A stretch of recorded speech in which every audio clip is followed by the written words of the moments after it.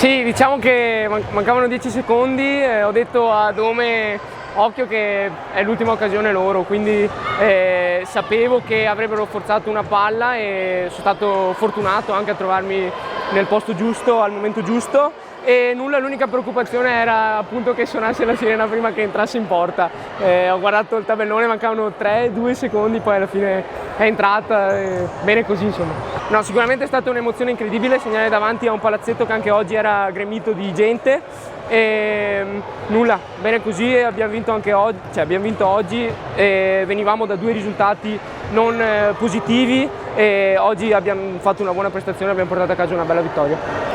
Il mister l'ha detto fin dall'inizio, giochiamo partita per partita, però ogni sabato il nostro obiettivo è quello di provare a portare a casa i 3 punti.